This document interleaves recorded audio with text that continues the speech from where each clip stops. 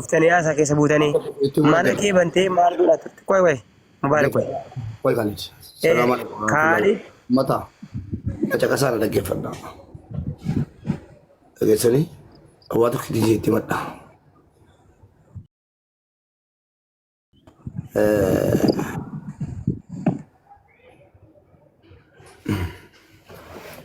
Kada kee fitadhe mubaarak dubbadhitta yaada kee fitadha nuqqusataa tacallu meedii taayati.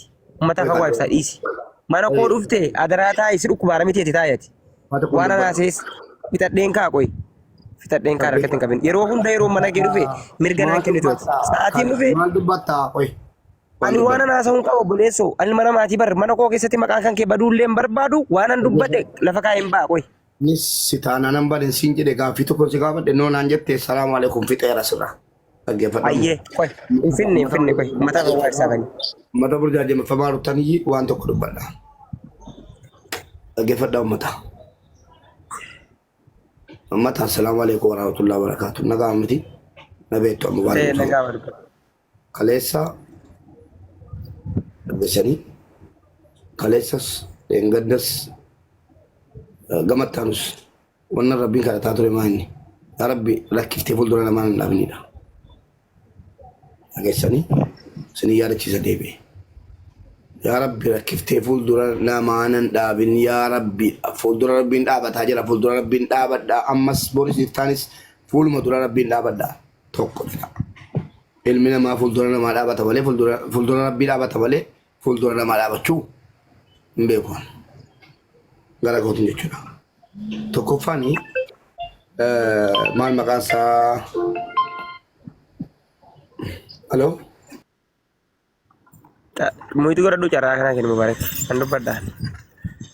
Nuraddiin muitii irraan kaafataniiti ani wannan siin jedhu keessa obboleessa kee gargaaruu barbaadamii kottuu gargaari na gargaari hin jenne mubaarak. Duraan uummata Oromoo bira dhaabbataa ture dhaabbataa turre namoonni gargaaruu barbaadan mubaarak na gargaaraa isin hin jenne ammallee borillee hin jedhu nuti immoo ani akka dhuunfaa kaaliditti mubaarakin waliin haasa'illee hin beeku na gargaarii na dhukkubaara akkas na godhii akkas na ta'ii minaamin ciqiisa uummanni keenya ajandaa fooloo ittiin barbaaddu kana uummata burqahaa uummata dhuufuu kana jechuudha. Wallaahi uummata achi deemtee du'a nama hawwitu uummata akkanaa kana jibbe miidiyaa kanarraa mucaan kun dhukkubsataa jira jenneetii nuti ofii keenya hin gargaarranna jennee sagantaatti qabannee hawaasni keenya wal ga'ee Oromoo gargaaraa ture jennee. Kaalid beeksan dabarsinatti si dhaabbadhu. Dhaabbadhu naan siin jedhe hin dhaabbattaa. Hin dhaabbattaa naan wal dhabnaa jechuudha. Dhaabbadhu. Galatoomii abiibi. Dhaggeeffadhu waa tokko sitti hima. Dhiifama wajjin mubaarak ijoollee rafuuf deemaa jira. Dhiifama wajjin takkatti qofa dubbadha. Na argattee na gargaarii na gargaarsiisin jenne. Bilbilli keenarra nan baasaa haqa kaaldiin nan baasaa haqa uummataa nan baasaa obsi lakkiin obsi hotte deemi yeroo biraa dhagge okii bu'ii dhaggeeffadhu. Dhaggeeffadhaa uummata keenya. Ani kaleessas dheengaddas hadhas boris yaa rabbi fuuldura kee malee fuuldura namaa hin dhaabin. Wanni koo jabaadha. Dhugaan sinitti maan. Haasinni koos waa'een kootiis wanni hundi waa'een kootii jabaa rakkisaa biyya lafaa kanarratti amantanii amaluu baattanii wallaahi wa billaahi wanni waan akka kootii yaani beenzila waa'een kooti waan akka ta'eef hin beeku waan rabba akkana godheef hin beeku kan namaarraa addan siniin jedhe mokkoroon koo mokkoroodha wallaahi haati haadha manaa kootii hiriyootanatti dhiyaatantu beeka waa'ee kootii. Waa'ee kootii obboleessu waraqaa ati karaarraa argattee fudhattu dhageessa. Ani ofii kootii asirra taa'ee rabbii kootiif jecha waa meeqa hojjetaa rabbiif jecha malee takkaa namaaf jecha takkaa saba tokkoof jecha waa tokko deemee qofa. Rabbii na uumeef jecha rabbiitu na waan rabbis keessa kaa'e hojjettaa bari. Inni wuma rabbiin si dandeessiif waan rabbis keessa kaa'e qofa hojjetta ilmi nama. Ani akkasitti nama dhaan. Arrabsamaa namni takka arrabsamuu dhiisee hin beeku. Erga miidiyaa irra dhufee haga hadhaa takka arrabsamuu xiqqeessamuu yaaluun durii kaaseetu tokko jedha qabadha. Rabbi ixaa akka naa kenne siniin kenne ummata anas siniin jedhe. An silaa kanan qaata of ajjeesu malee kanan jiraadhu miti isuma dhuguma.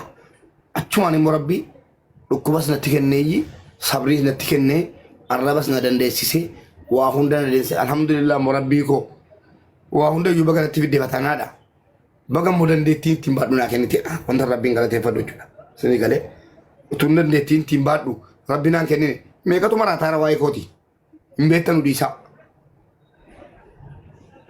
waa'ee kootii meeqatu maraata akka maraatu godhata yeroon arrabsamu yeroon akka kana haati kiyya baafamte qabri keessatti arrabamtu meeqatu imimmaanii miti iyyee ijoollee mana madaaf geessiteessi boossi anatti heddeetti boossu dhabde dhugaan sinitti anaa miti jechuudha rabbiin dandeettii naa kenne utuu kootiiti haati kiyya akkasin tuqamtula an kabaja dubartii haadha koorraan baradhe akka dubartii itti dhuma guddifattuuf akka dubartiin itti gara laafattii akka haati haadha taate kanan baradhe haadha koorraayi na agarsiifte haati koo akka gubattee ibiddaan gubattee maaliin gubattee haadhummaan akkanatti na agarsiifte malee matsaafa dubbisee yookiin yuutuubii ilaalee yookiin guyyaa keessa miti waa yaadha kanan baradhe. Adeessanii waa hundayyuu deemsuma keessan babbaradhe ilmi namaa rakkatte keessattuu dubartiin rakkattee kuftee lafatti hafuun qabdu haadha kooti haadha koo kaleessa yeroo na guddisuuf jecha ija koo duratti akkas taate namaan salphifamtee waa meeqa taate dubartii salphachuu qabdu murteeffadheen gadi ba'e rabbumatu immoo na gargaare rabbitu waa taasisa alhamdulillah wanni natti jabaateen jiru takka waa'ee namaa waa'ee kaalid waan an barbaade amma gochuu nan danda'a natti jabaateen beeku amma kaalid fayyaa kana gargaarsuu nan danda'a amantanii amanuu baattanii rabbitu carraa kana naa kennee kana hojjedhu naan jedhe rabbii sabaa fi amma hiriyaa kooti baay'ee nama gaariin in ibsuun sabaa fi ijoollee baaleeti gaarii jechuun in ibsuun wallaahi wabillaahi boonaa baalees akkasi jara kana gaarii jechuun in ibsu sinii galee warra na waliin jiru keessa utuu amma sabaa fi gadi ba'ee iyyuu miti lafarra gangalatee of ajjeessa moo birii miliyoona tokko nama tokko buuftuu dhukkufataa kanaa jedhe milkaa ofii dhusuu danda'a of ajjeesse itti manni wallaahi wabillaahi dhugaan siniin jedha rabbitu waa namaa laafisa rabbitu akkati waa gootu si ajaja sanaan waa goota dhaggeeffadha wallaahi haasa'uu iyyuu danda'an jiru na dhukkuba eeyyee na dhukkuba yoom na dhukkuba tureera yookiin an fayyisuu yookiin an ajjeesu dhukkubni na qabatte dhukkuba kanaan dura sitti badeen jedhaan tiruu koo irratti waa biqile bishaan qo'attare waan xiqqoo amma ija xaafii turte tu guddattuu amma immoo kiisii ta'ee guddaa ta'ee haga doktoroonni maal eegaa jirta naan jedhan ummata kiyya waggaa lamman kanaan wallaahi wabillaahi rabbumatu waan bar an rabbiif jecha geessanii rabbiif jecha rabbii kooti wanta hin goone hin jiru araara rabbii barbaaduuf isin galee wanta hin goone hin jiru waa'een kootii rakkisaadha waa'een kootii dubbatamuun sodaadha akka namni waa'ee kootii dubbatu sin hin fedhu maaliif beektu abbichi sun ittis salphataa ittis arrabsamaa ittis maal ta'a waa'ee kootii nageenya koo dubbachuu namaan barbaaduudha inumaayyuu ijoollee waan tokko sitti yeroo afarsoof sumiyyaa arrabsaa turanitti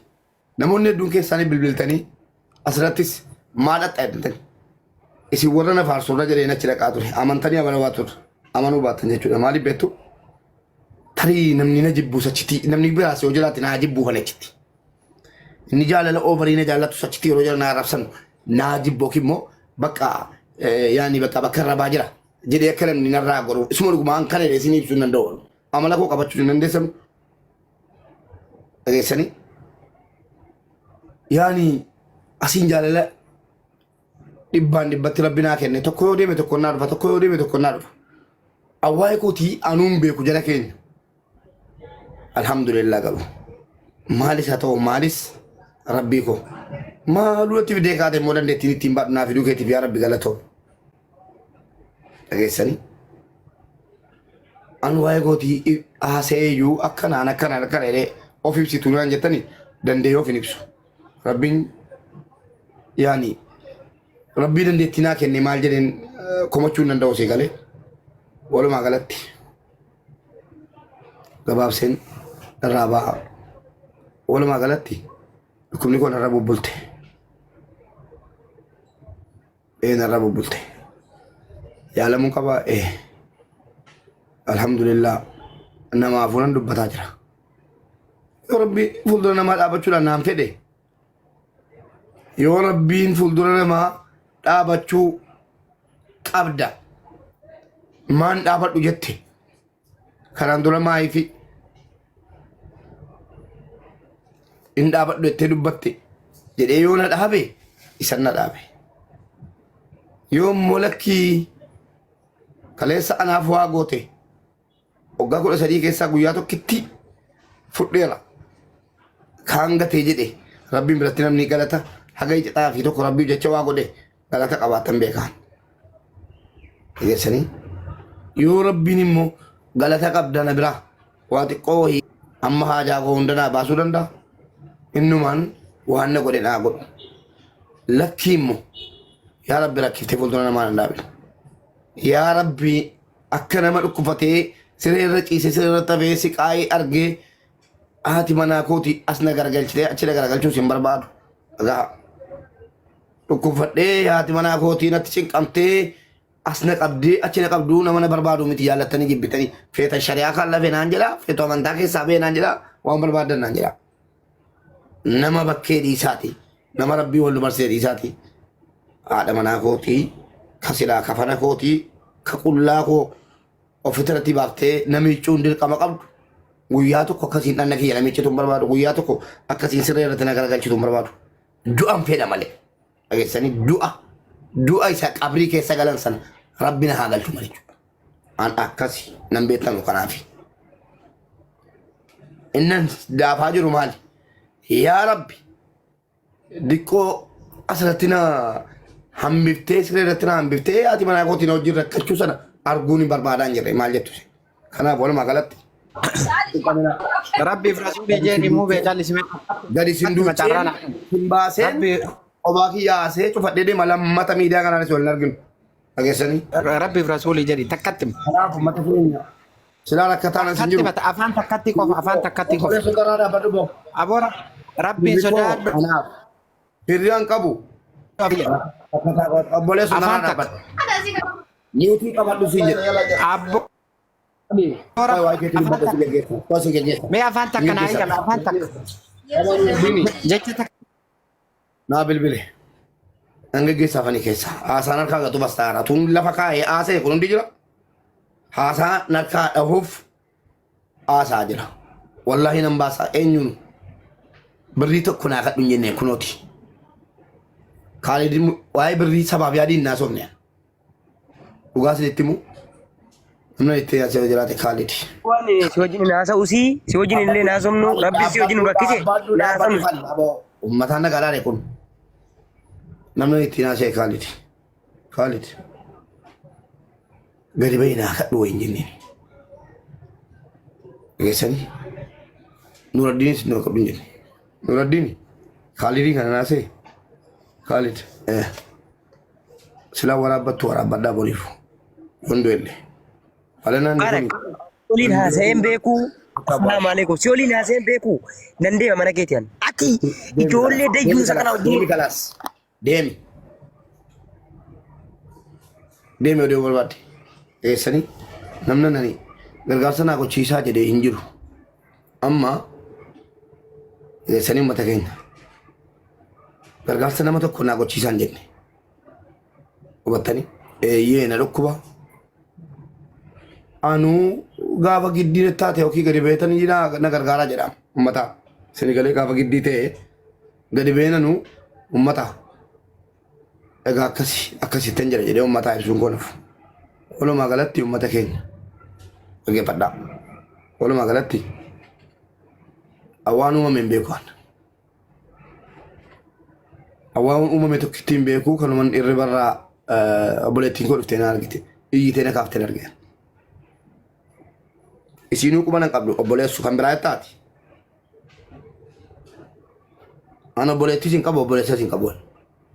Sirriitti immoo obboleessa jedhamu sin qabu obboleettii jedhamu sin qabu. Kana hubadhaa. Namni gadi ba'ee taa'ee meerra obboleessi koo naaf fidaa jedhu kun kijibaa soba wallaahi. Ni beeka dhukkuba koo. Isin obboleettii jedhamtu ni beekti dhukkuba koo. Deentanii gaafattanii gaafadhaa wushaan nan dhageessanii nam tokko wayii nama nattaan hin qabu rabbi takka natti na uume ana qophaa na uume rabbi amantan amanuu baattan jaallattan jibbitan akkas yookaan hadharraa kaasati kana hubadhaa attee gaafattee akkanitti jiru quba qabdaanii jedhaa shanaffarra kunoo asirratti Abbo rabbiin sodaadhu carraa takkatti nuu kenni nama shanaffarra jirti kunoo Doktor Khalid dhiifama naa godhaa omni keessanii dhiifama naa godhaa